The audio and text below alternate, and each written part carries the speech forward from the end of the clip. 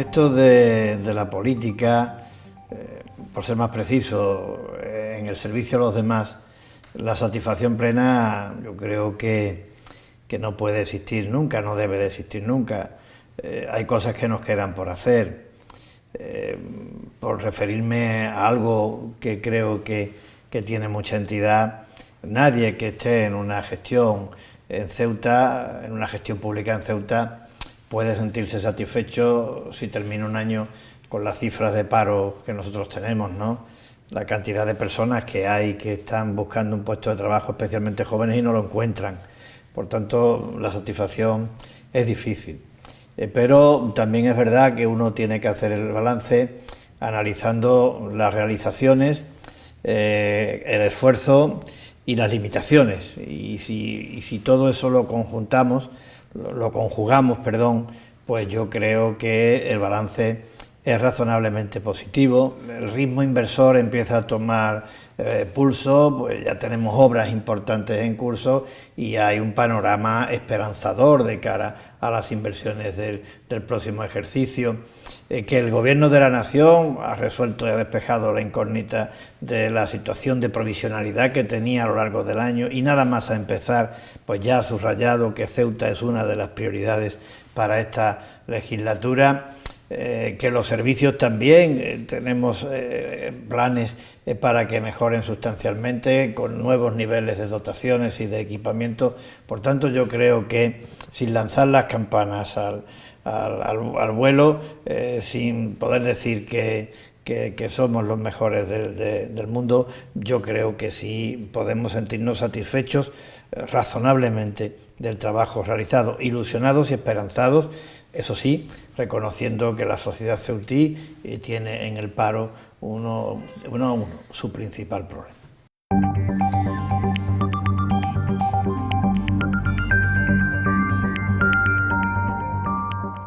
Un hecho es muy difícil de destacar, pero teniendo en cuenta que Ceuta en gran medida depende de la solidaridad del resto de los españoles a través de las políticas que fundamentalmente emprende el Gobierno de la Nación, yo creo que haber superado esa situación de incertidumbre política que afectaba a todo el conjunto de la nación, pero de manera muy particular, por razón de ese plus añadido que hay que exigirle, y además que estamos legitimados de exigir al Gobierno de la Nación, y que además cumple y responde por razón de nuestras peculiaridades, pues yo creo que eso transmite seguridad, transmite confianza, transmite en última instancia estabilidad, que es fundamental para el funcionamiento de todos los servicios públicos en nuestra ciudad.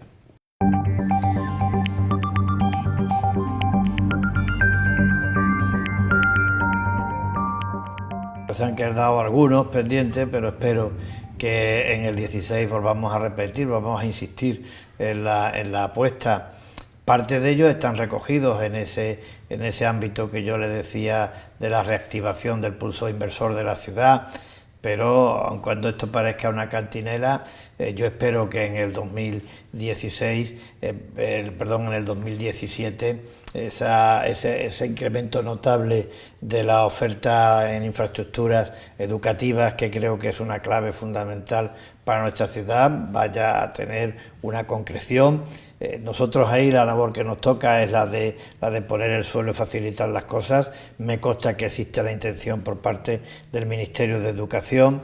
Yo creo que tenemos que ver iniciada la Nacional 352, que creo que es el ejemplo más significativo de que la frontera, cuestión fundamental, vital para Ceuta y para el resto de España y de Europa, pues empieza a tener cuerpo y contenido esa aspiración de adecuarla al nivel de exigencia que exige una infraestructura, como digo, estratégica para Ceuta, para España y para Europa. Espero que el plan de barriadas tenga la concreción que le estamos dando gracias al esfuerzo de muchos técnicos que ya tienen muy avanzados los proyectos, y estoy convencido que de enero a mayo se adjudicarán todos los proyectos que abarcarán todas las barriadas de Ceuta, incluidas las más necesitadas.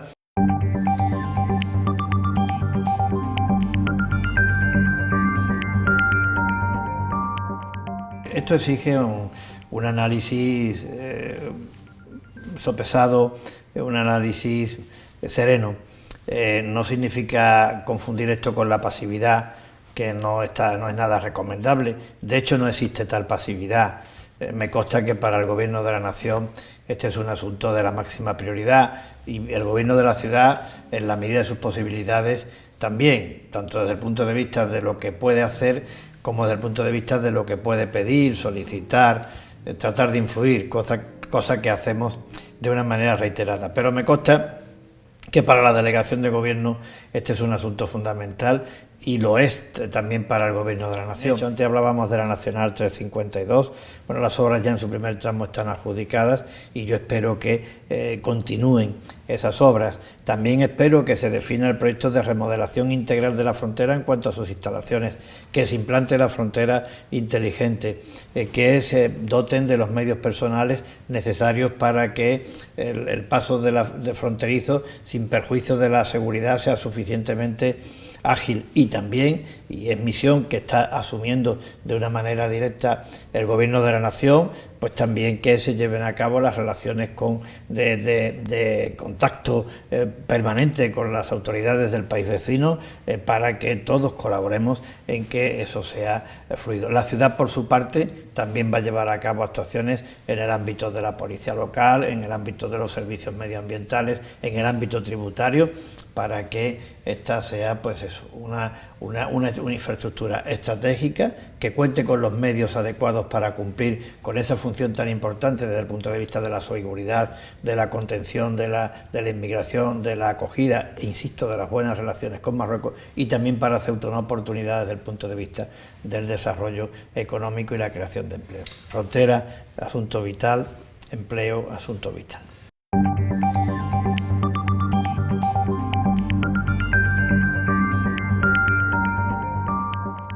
Yo creo que todos tenemos que estar implicados en este asunto, y creo que cada uno en la parte que le corresponda. Entiendo que la reacción que han tenido los ciudadanos merece el mayor de los respetos. La concentración que hemos vivido recientemente fue una concentración característicamente cívica.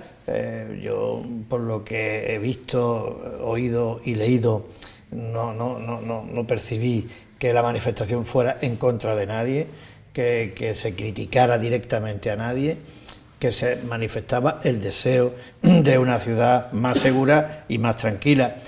Ese deseo lo compartimos absolutamente las administraciones, lo comparte la delegación de gobierno, lo comparte la ciudad.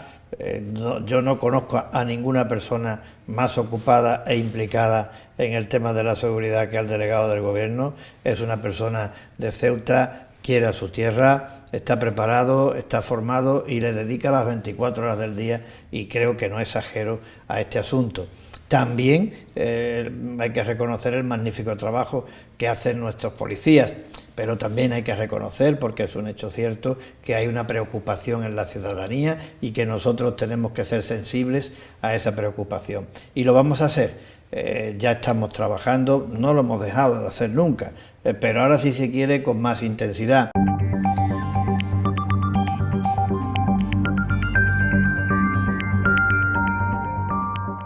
Ceuta ha estado tradicionalmente afectada negativamente por los tópicos, porque es un hecho evidente que cuando salimos en los titulares de los medios de comunicación nacionales, pues salimos por algún tema que la mayor parte de las veces tiene que ver con la frontera, con la valla o con cuestiones de esta índole, ¿no?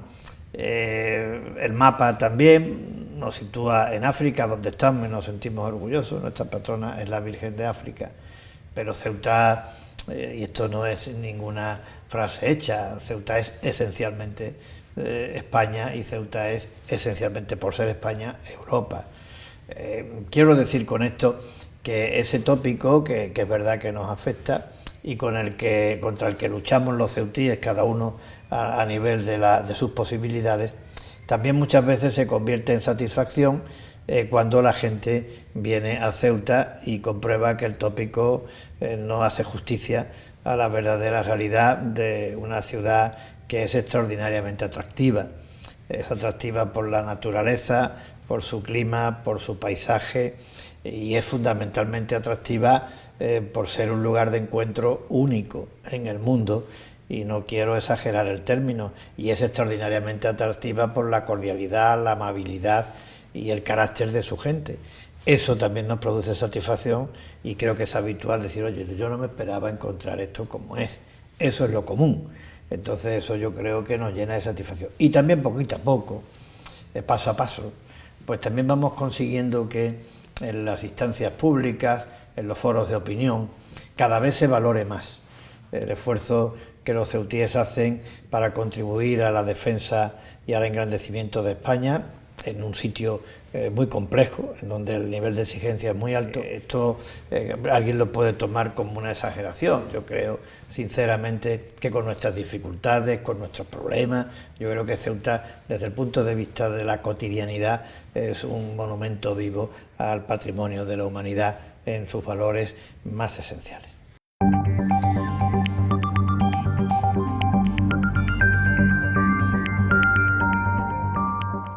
Espero que la paciencia del PEGO tenga un límite y que este año del 2017 veamos el PEGO.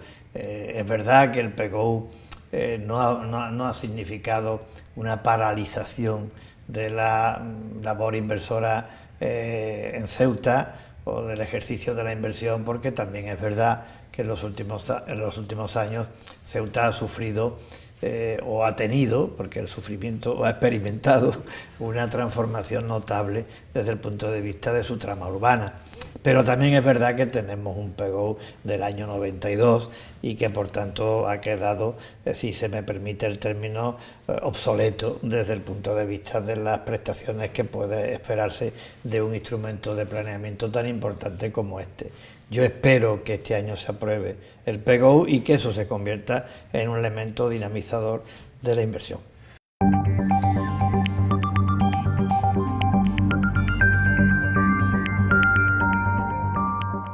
Yo creo que seguimos rozando por la punta de los dedos, la verdad. A mí me parece que hay una empresa que lo tiene todo para operar, que tiene lo fundamental, que es que ha llevado a cabo la inversión, que tiene un plan de empresa viable y que está pendiente de las últimas autorizaciones. Claro, esto muchas veces nos pone en evidencia que el equilibrio entre la agilidad administrativa y la seguridad que se pide cuando se trata de un transporte aéreo y además de pasajeros, pues no se compagina de cara a la percepción del ciudadano. Pero yo sé que en el Ministerio de Fomento se está poniendo el máximo interés, porque no cabe la menor duda que hay algunas infraestructuras que se justifican en cuanto al esfuerzo inversor, que fue importante, que hubo que emprender para llevarla a cabo, de existir esa línea y ese enlace. Por tanto, el Ministerio de Fomento es el primer interesado en darle virtualidad y utilidad al helipuerto de Ceuta y al helipuerto de Algeciras.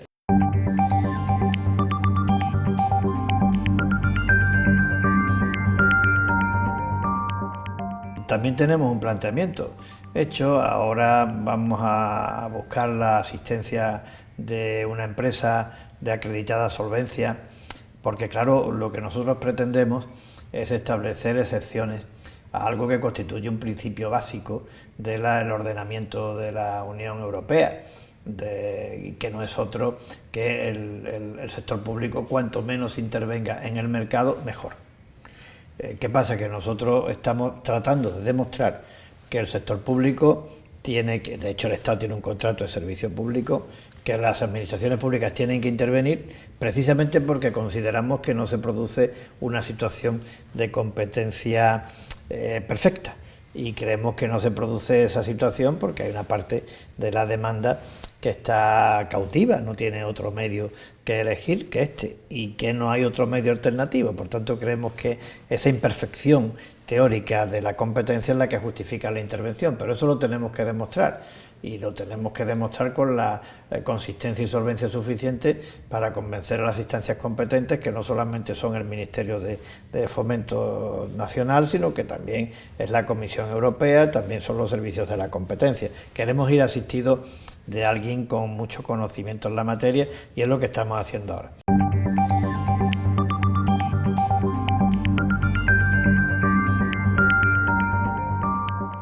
Hemos iniciado la entrevista diciendo que el paro es nuestro principal problema. Si lo analizamos desde el punto de vista de la oferta de empleo, porque hay muy pocas posibilidades de desarrollar la actividad productiva en Ceuta, no por falta de capacidad, ni por falta de imaginación, ni de audacia, ni por la no asunción de riesgo de nuestros empresarios, sino porque es que tenemos un mercado muy estrecho, muy limitado, con muy pocos recursos naturales, separado físicamente de la península, que además compite con la península, que es un mercado diversificado, potente, amplio, economías de escala. Yo, que tengo ya muchos años y he conocido por muchas situaciones, en Ceuta todo era más barato que en la península. ¿Por qué? Por nuestro régimen fiscal. Pero claro, resulta que cuando el mercado de la península se ha desarrollado de tal manera, los volúmenes de compra de los distribuidores en la península, en las economías de escala que eso conlleva, hacen que el producto sea, a pesar de multiplicarse por 3 la fiscalidad en la península respecto de Ceuta, a pesar de eso, sea más barato por las economías de escala. Digo esto para poner en evidencia, en algo que todo el mundo entiende, la dificultad que hay para competir en precios con la península, pero también con el vecino país de Marruecos, donde los costes son más baratos que en Ceuta, y también, si nos referimos a nuestras peculiaridades fiscales, a 20 kilómetros tenemos lo que se llama un paraíso fiscal, cosa que nosotros no queremos, porque eso tiene unas connotaciones que serían fatales para Ceuta. Pero quiero decir que esto no es fácil. Entonces, a pesar de eso, creo que en Ceuta no se destruye empleo. Cuando analicemos las cifras de la Seguridad Social, es posible, si el mes de diciembre va bien, desde el punto de vista de los cotizantes, que cerremos este año como el año de media aritmética mensual de altas en la Seguridad Social más alto de toda la serie, lo cual significa que no se destruye empleo.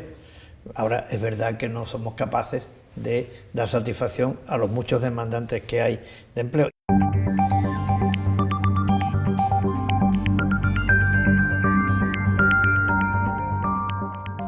Con mi respeto a todas las fuerzas políticas. Hay quien dice que el gobierno hace poco, ya es mérito. Hay quien dice que el gobierno no hace nada, y yo le estoy contando que tenemos un plan. Y ya hay quien dice también que el gobierno tiene la culpa. Claro, mantener ahí una posibilidad de encuentro, cuando de entrada se reduce y simplifica el problema, diciendo el gobierno tiene la culpa, pues esto me parece a mí que pone bastante difícil, en bastante dificultad el poder llegar a un acuerdo sobre el plan estratégico.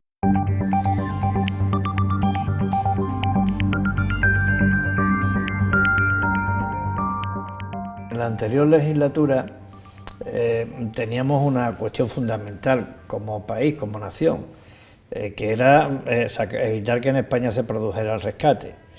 No estábamos en ocasión, por tanto, de plantear cuestiones de mejora de los atractivos fiscales, porque la máxima era evitar el rescate y poner a España en situación, a las administraciones públicas españolas, en situación de solvencia respecto a su capacidad para prestar los servicios. Devolver la confianza que se tenía en España antes de la crisis.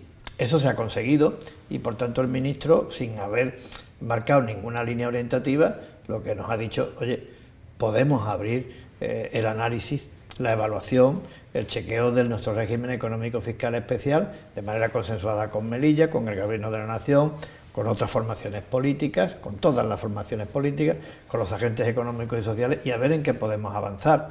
Pero ya le digo, tampoco se crea nadie que hay mucho donde poder avanzar, tampoco podemos crearnos aquí falsas expectativas. Yo creo que no hay ningún sitio en el resto de España, salvo Melilla, en donde haya un 50% de bonificación estable en las cuotas a la Seguridad Social, 50% en el IRPF, 50% en sociedades. De cualquier manera, se puede seguir hablando, porque yo también comprendo que el IPSI que cumple una función recaudatoria muy importante, también tiene unas disfunciones desde el punto de vista de su estructura tributaria que serían manifiestamente mejorables o que eliminaríamos si le diéramos una estructura tipo IVA o tipo IGIS canario. Aun cuando es verdad que eso tiene que estar sancionado por Bruselas y hasta ahora no lo hemos llevado, no porque no hayamos hecho los deberes, la ordenanza está planteada, la ley, la reforma legal también, pero no lo hemos llevado por evitar el riesgo de que allí se replantee en todo el régimen económico fiscal de Ceuta y a ver si salimos peor de cómo llegamos.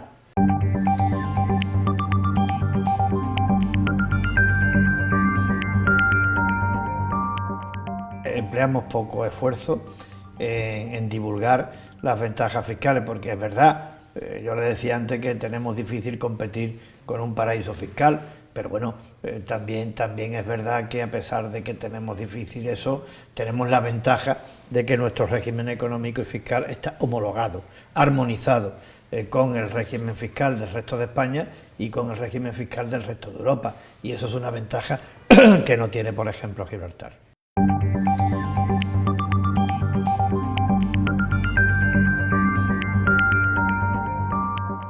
Yo creo que ofrece muchísimo. Es decir, esto de la solidaridad es una cuestión de ida y vuelta. Primero, creo que no tendríamos que plantear esto en términos de comparación entre cuánto me das tú y cuánto te doy yo. No tiene precio la solidaridad cuando estamos hablando en el ámbito de la unidad nacional. Somos una nación, por tanto, al ser una nación, tenemos el derecho, que además está reconocido en la propia Constitución, de recibir de las administraciones públicas unos servicios públicos esenciales en condiciones de igualdad, cualquiera que sea el lugar de residencia. Con eso bastaría. Pero si lo queremos llevar al ámbito de cuánto te doy, bueno, hombre, pues Ceuta ha contribuido a lo largo de la historia y sigue contribuyendo a la defensa de España y al servicio de España, como creo que hay pocos lugares dentro del conjunto nacional que puedan presumir de esto que estoy diciendo. Ceuta vive por y para España, parece poco precio eso, y al mismo tiempo de eso Ceuta contribuye como frontera sur y terrestre de Europa en África a la seguridad de todos, a la contención de la inmigración, a la acogida de parte de la inmigración y a lubricar las buenas relaciones con el país vecino, que son una opción estratégica para todos, no solamente para Ceuta, también para España y para el conjunto de Europa. Luego creo que Ceuta ofrece muchísimo.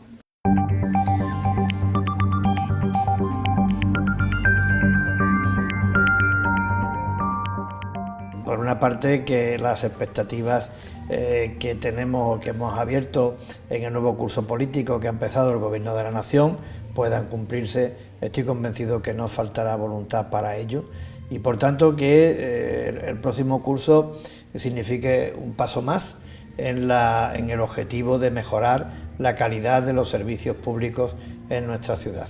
Esto quiere decir que ahí meto pues todos los servicios públicos, los que son propios de la ciudad de Ceuta y también los de la Administración General del Estado. Ahí estoy hablando de la sanidad, estoy hablando de la seguridad, estoy hablando de la Administración de Justicia, estoy hablando de la limpieza, estoy hablando del entretenimiento urbano, estoy hablando del transporte público en el interior de la ciudad y también de nuestras conexiones con el exterior. Que sigamos fortaleciéndonos en esa estrategia que hemos definido o que defendemos para el desarrollo económico y la creación de empleo, que efectivamente el plan de barriada ya empecemos a ejecutarlo, ya no solamente redactándose los proyectos, que ya lo están, sino que ya empecemos a adjudicar las obras y a ejecutarlo. Que algunos de los proyectos que llamamos singulares también se lleven a cabo, la lista no es completa, pero ahí están los pasos elevados de Miramar o de Arroyo Paneque, ahí tenemos a la Plaza Nicaragua, que esperemos que ya por fin, eso que ha sido un boquete durante tanto tiempo, empiecen a ver las obras, que podamos iniciar la actuación conducente a que Sánchez Prado y Jáudenes se incorporen al nivel de calidad de equipamientos que tiene Rebellín y lo conectemos con las murallas reales, que sigamos dando pasos en nuestro patrimonio histórico y cultural, que la educación sea y se confirme como lo que el gobierno quiere que sea el gobierno de la nación y lo secunda el gobierno de la ciudad, un espejo donde mirarse en toda España desde el punto de vista de las buenas prácticas, el elemento esencial para el porvenir de nuestra juventud y por tanto para el porvenir de nuestra ciudad, que el deporte cumpla también esa función complementaria. En última instancia, que atendamos debidamente las competencias y el mandato que nos dan los ceutíes a través del Estatuto de Autonomía en cuanto a la materialización formal de estas competencias.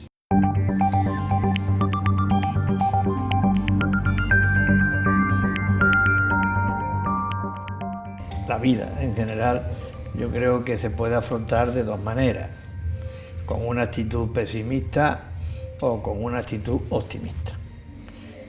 Con una actitud de perder la esperanza, caer en la desilusión o tener esperanza e ilusión. Yo, de la experiencia que tengo en la vida, ante las distintas situaciones en las que me he encontrado, es que cuando afrontamos el porvenir en una posición de pesimismo, de desesperanza, de falta de ilusión, el partido se pierde, lo pierdes en el vestuario. Sin embargo, cuando tú afrontas el partido con ilusión, con optimismo, con esperanza, tienes muchas posibilidades de ganar el partido. No estamos nadando en la abundancia, todavía nuestro nivel recaudatorio en el conjunto de la nación española, por hablar de un dato fiscal, no es igual al que había antes de la crisis, pero es verdad que España ya nadie habla de la prima de riesgo en España. Es verdad que ya no estamos en riesgo de rescate.